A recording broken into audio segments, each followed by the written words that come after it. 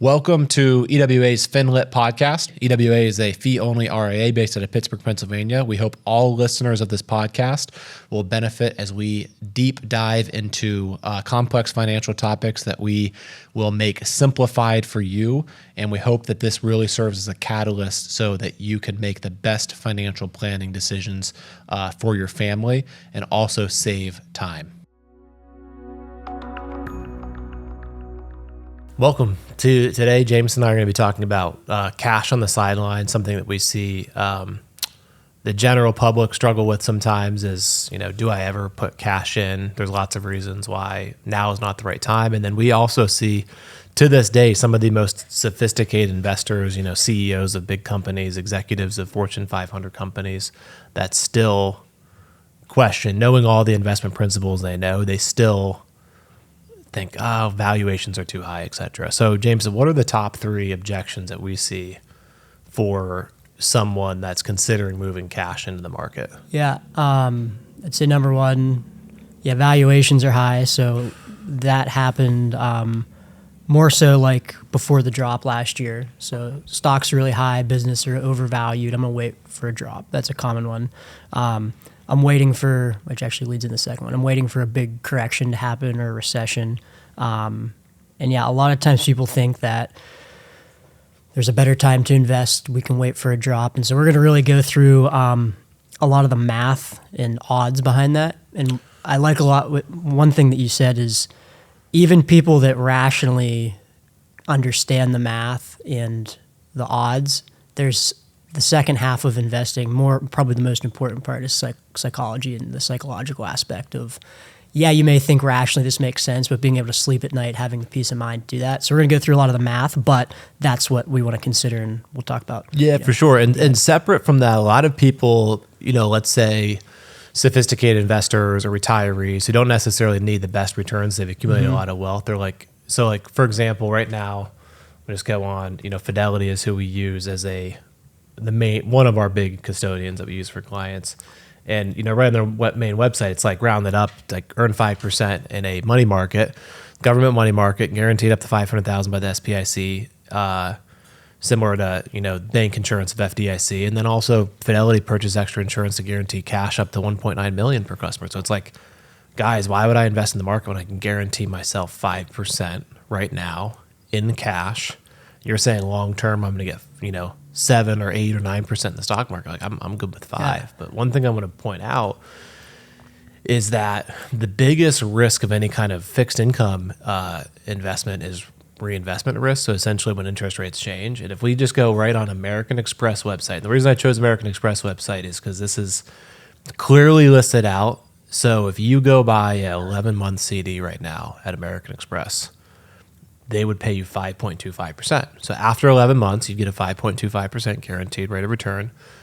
However, after 11 months, when you go back and say, what do I do with this cash? They return it to you. The question is then what are interest rates going to be then? And if you look further down their website, it's really interesting because if you go down to 3 years, that offer 1.15%. If you go down to 4 years, it's 1.2%. So they must know something. And obviously American Express is a huge financial institution. So they're betting the interest rates change. So they're not willing to say, hey, we're going to give you that 5.25% for 4 years. We're willing to give you 1.2% if you lock your money up for 4 years. We're willing to give that 5.25 for 11 months. So the biggest reason I would say, these 5% money market returns are relevant for long-term money is maybe they're here to last, maybe not, but most likely, based upon history, interest rates fluctuate a lot. And there's risk on the upside. If you lock yourself in a duration, interest rates go up, you could be missing out on a higher rate return. Once the money's returned to you, you could be back into that 1% rate environment that we've been used to for years in bank environments, et cetera. So that's just one thing addressed is just in general for someone that may be considering, I never want to invest this, I'm happy with this 5%. It's not forever. And then now let's shift into the purpose of this podcast, which is really the timing, the statistics, and just the general philosophies of how to get, this cash should be in your long-term financial plan. what's the best way to approach getting the money in? And then we can touch briefly on how we've used this data and also married it with because the data shows statistically put it in. Put it in at once, yeah. All in at once. Every time. And what a lot of people do is they'll wait. It hurts them or they don't. So we have a philosophy that marries the psychology of human behavior and the statistics to get it in, accelerate with 3 months. And then also if the dips occur, we get it in. So we'll go into that in a second. But this is really how we base the psychology, is really diving deep into the statistics of how to get cash in the stock market. So let's dive in. So Jamison, what's the average cash yield, just measuring it by like the 3-month treasury over, let's say, almost, since the Great Depression? Yeah. Everything we're going to talk about, we're going to go back to 1928 S&P 500. That's when things really started. The index was originally started to be tracked, so right around the Great Depression, like you said. But going back to then, if you just look, we'll use the 3-year treasury as a three-month treasury, sorry, so short-term. 3-month treasury as a cash comparison. It's about 3% on average. And there's big fluctuations, obviously went down to 0% certain times, up to like almost 15%. So large variation. And so if we were to compare that to, again, that 3-month treasury to 1-year performance of the S&P 500, what do you think the odds are? Or you may know the answer. The odds are that cash beats that 1-year return on the S&P 500. It's 31%.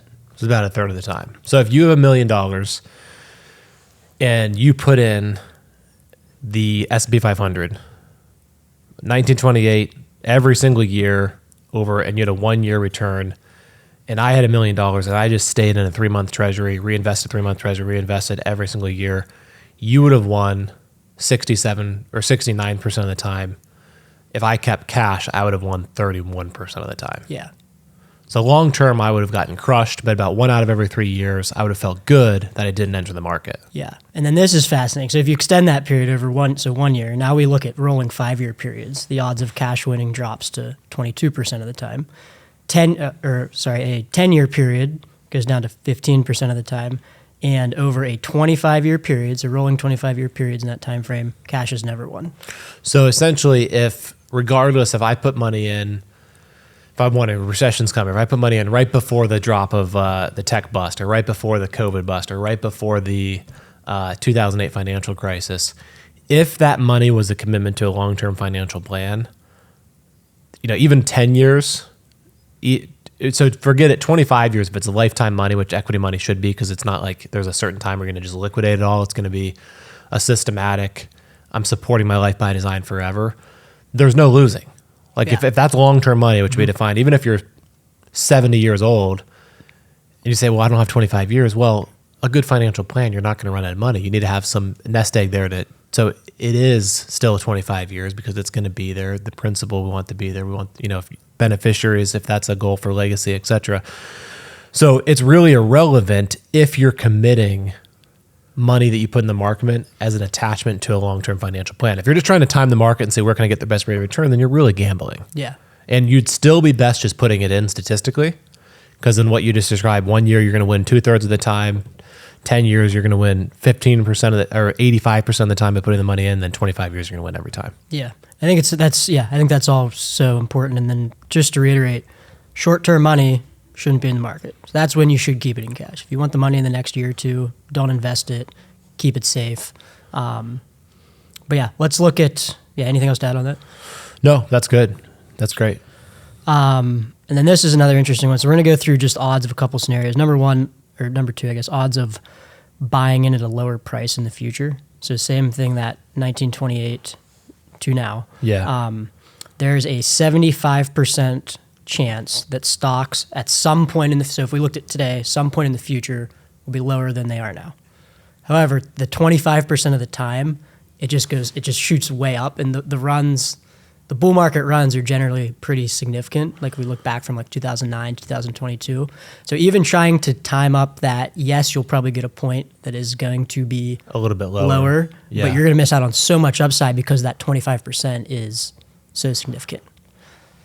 Gotcha. So just to go through that data, if you're trying to time the market, there's two, points. You've got to get it if you're looking at, well, I want to get it lower, and you're waiting and you're waiting and you're waiting and waiting, most likely there will be. But statistically, when you pull that trigger to get it at a point lower, we found is nearly impossible to do, because there's always going to be a reason why you think it's going to go lower. But long term, it always ends up. But there's these short term oscillations that make it so tempting to wait and try to get it in at the perfect time. Yeah.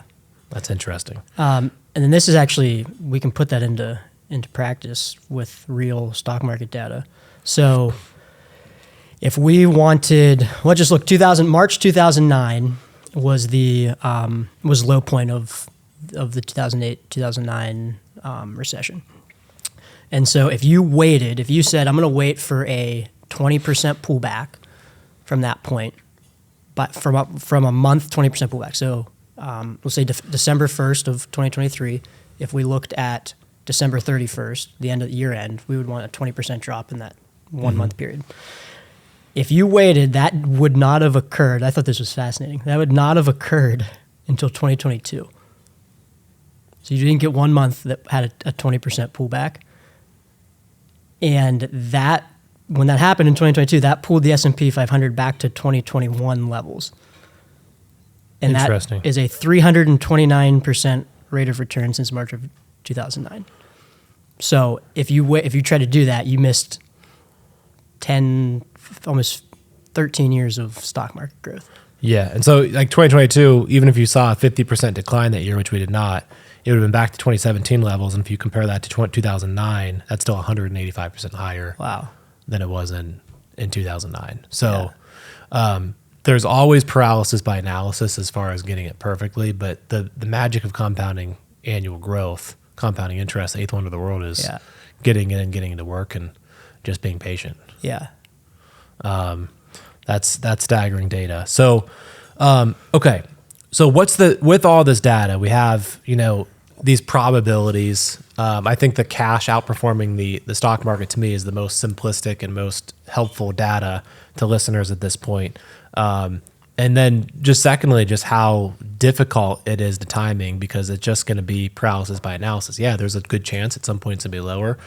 But if you're attaching money in the market to a long-term financial plan, it's going to be statistically always higher when looking at the long term, and trying to get in at a point that it actually helps you and not hurts you is statistically, the odds are just stacked against your favor. Yeah. So those are the takeaways so far. So now let's talk about, so let's say someone has $1 million in cash and they want to get in the market, but they're scared. Here we are, let's just talk about today. Next year, inflation is cooling off. Does that continue to cool off? The war, does this turn into a bigger thing? Does the U.S. have to get more involved than they already are? How does that relate to international relations? How does you get China, all Russia? I mean, and then we've got an election, which is historically usually good for markets. But so there's a lot of reasons why I could say, if I was a client of, I want to wait. I want to wait for the drop. You just told me there's a 75% probability it's going to be lower at some point. Let's wait for that point and get me in that point. So one option would be to say, let's just dollar cost average. So walk us through that example. Let's just really make this really simple. What is dollar cost averaging? Dollar cost averaging, like we said, there's two ways you can get money in the market. First one, just throw it in. We'll call that like investing a lump sum. Dollar cost averaging is spreading out the investment over a period of time. So, example, if you had $100,000, you could put that all in at one time, or you could invest a portion of it monthly, which would be $8,333 per month over that 12-month period. Or $83,000 of $83,333 a month. Talking about $1 million. Talking about $1 million, yeah. Got it. So doing that, again, back to that 1928 data, that beats investing a lump sum in the market 32% of the time. Interesting. So if you had $1 million and you decided, I want to take this conservatively and just spread it out in the market over 12 months, versus if I had $1 million and just put it in all in January. So let's just say next year, January 1st, 2024, I put $1 million in. Boom. You take $1 million, and every $83,333 a month, January, February, all the way through December of 2024, you get it in. So you have a 32% chance that you're going to have a higher rate of return than me I have a 68% chance that me just literally flinging it in the market all at once is going to beat you. Yeah. And then the longer you extend the dollar cost averaging, the lower the probability goes. So a 36-month period, so if you wanted to do dollar cost average over 3 years, the odds drop down to 26%.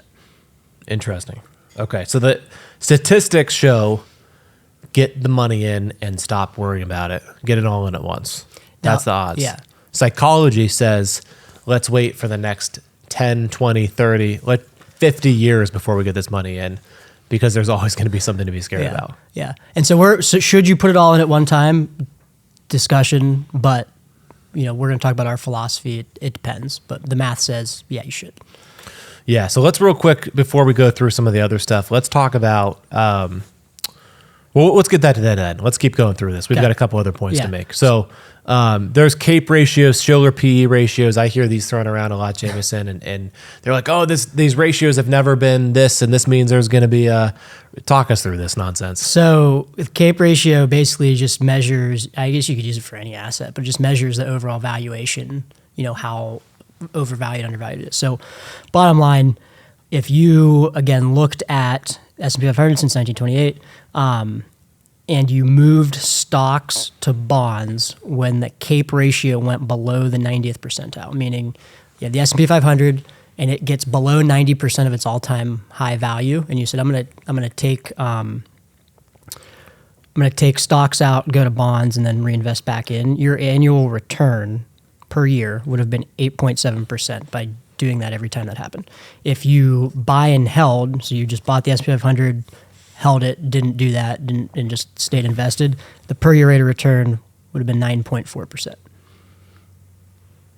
So trying to get extra fancy, extra timing, being extra, you're taking away almost 0.70 basis points of returns. And you're probably creating a lot of stress and wasting a lot of time. And the probability of actually getting back in the stock market is very hard. We've seen from experience. If you pull out, it's very hard to convince yourself to get back in. Because then if it's already gone back up, except so then you're doubling down on your bet, hoping it eventually goes down again, and you're wasting all this time while the market's appreciating and dividends are getting paid, et cetera. Yeah. So valuations, CAPE ratio, that's a hard game to win. All of these are hard games to win, but they're games. Yeah. They're games. Yeah. They're not sound philosophy, statistics. They're betting games. Yeah. So. And then the last one I think is interesting. Well, I guess we've known, but the odds of a recession coming. You want to talk through that?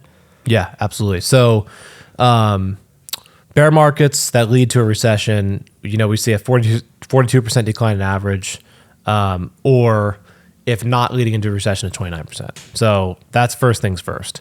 And, we always say, in general, if you look at S&P 500 returns from like the Great Depression till now, the market in general is up 75% of the time. It's down 25% of the time. So just looking at like a casino, you can own the casino by just staying in the market. You're always going to win. There's going to be some bad times where people win off you. But if you play in the casino and try to time the stuff, eventually you may have a good day or two. Eventually, if you play long enough, you're going to lose all your money. And that's the stock market analogy. Once you're in, be the house, stay in for good. I think to put that in like plain English, not all bear markets lead to a recession. Yeah, absolutely. What does lead, on average, a 42% decline leads to recession. When it does not lead to recession, the average is 29%. So like 2022, everyone's saying recession. I could pull up 100 news articles of these reputable sources that said recession, it's inevitable. Didn't happen. Yeah. Yeah, it didn't happen. The market dropped over 20%, but the corporations were still profitable, and you need both of those things to go for there to be a recession. Actually, as I was doing the research, I didn't know this. There were 2 recessions where stocks didn't even drop in history. I don't remember the years, but interesting. Yeah, there was no like equity drop. Okay, so let's talk about now this was staggering data you pulled here, Jamison. So talk about if you perfectly timed out and back in, which we know is statistic, like that's like literally you going and rolling the perfect, like if you're playing craps, like the perfect hand every time. If you time these recessions perfectly, getting out of the market and then back in, versus just staying in the whole time, what does the difference really mean? So you actually outperform if you did. Well, that. Of course you would. Yeah. So it's almost 11% return if your buy and hold again was at 9.4. But what's interesting is most of that growth came. The Great Depression, the S&P 500 dropped 86%. we've never seen that anything close to that since. We saw 51-ish in the 2000 in the tech bust in 2000 to 2002. We saw that 50% level again in 2008, but if you looked at the calendar year, it was really in the high 30s. Yeah. COVID was at 34. Yeah, you're right. I mean, that was a one-off anomaly. It could happen again, but regardless. So, well, a lot of I was thinking about this too. A lot of regulations were put in place to avoid that. So, it could happen again, but probably not. So anyway, if you eliminated the Great Depression from that time period, so if you said, okay, a lot of these returns came from that 86% pullback and then rebound. There's 14 recessions after the Great Depression. If you time that perfectly, your average rate of return would have been about 10.5%, and then that time period, if you just bought and hold, it was over 11%.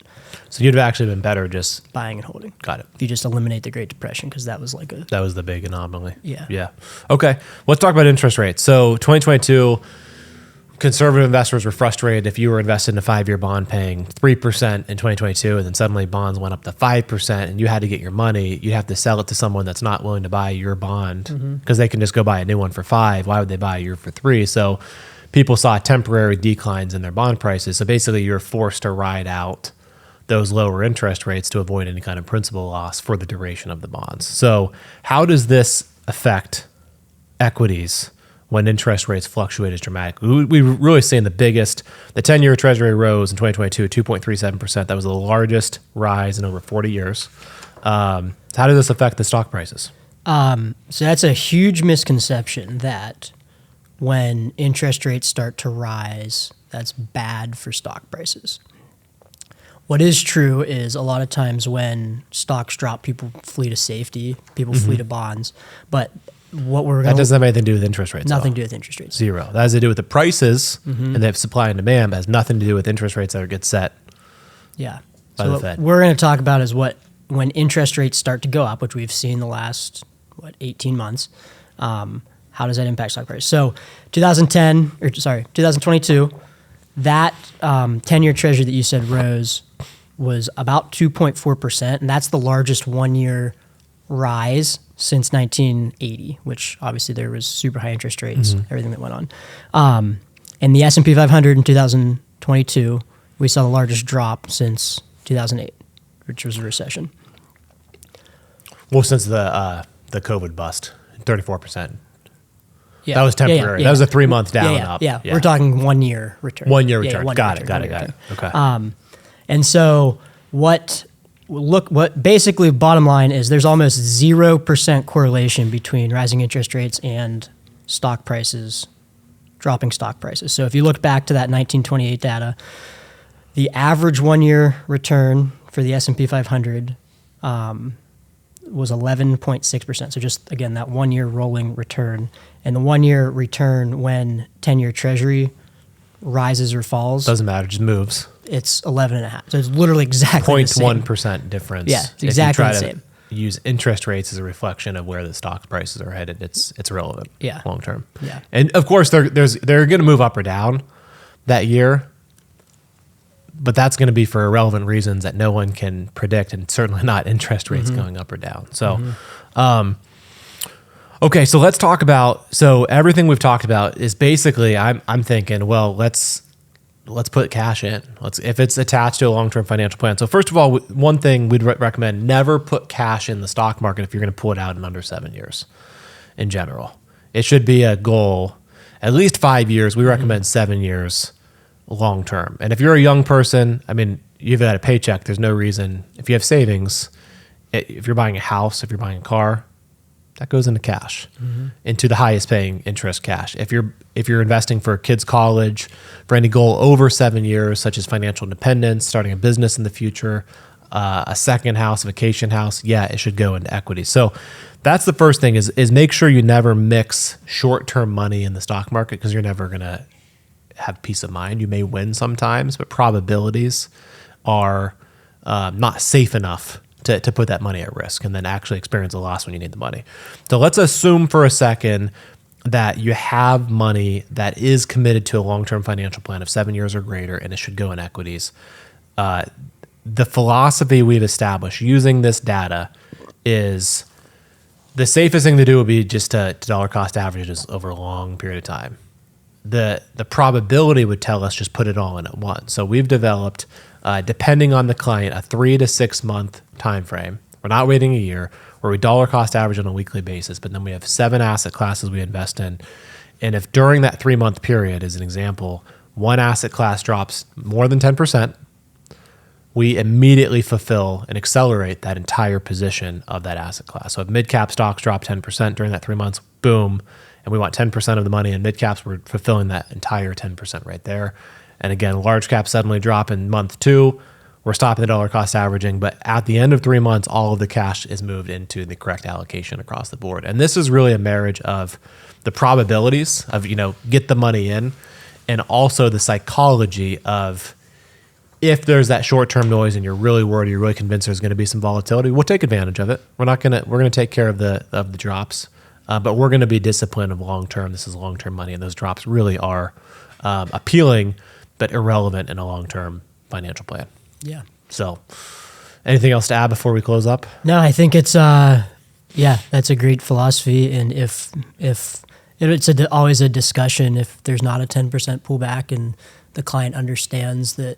If they're okay with the peace of mind, we'll have the conversation about putting it all in at once. But general default is 3 to 6 months, and that's kind of marrying all of these together. Absolutely. The greatest returns, I want to point this out real quick. If you get a couple returns of, let's say, 50%, but then your money's just dead for the 30 other years that you're working versus just a slow and steady disciplined 7, you're going to have 10x the money if you just take the disciplined, boring, remove the decision fatigue route of systematic, low-cost, diversified, asset-allocated investing. It's as simple as that. Yeah. And all data proves that, but in today's society, decision fatigue is everywhere. Opportunities are endless. Everyone's pitching everything, the next big fad. But staying disciplined and having these philosophies in place, we've found can remove the decision fatigue, remove the stress, and ensure that your goals are respected and balanced and living presently today and secure in the future. One other thing that I would mention that based on what you said, also stock trading's been gamified, especially since COVID, when people saw those big movements and they can go online and start trading so quickly on the platforms online. And so I think that's a lot of people have gotten away from this because of how gamified it's been and that short-term gratification. But totally reiterate everything you just said. Just stick to the basic principles and invest for the long term. Absolutely. Well, thanks for joining us, everyone, and we'll catch you next week. Thanks for tuning in to our podcast. Hopefully you found this helpful. Really hope this is as beneficial and impactful to as many people across the nation as possible. So hit the follow button. Make sure to rate the podcast, and please share with any friends or family members that would also find this beneficial. Thank you very much.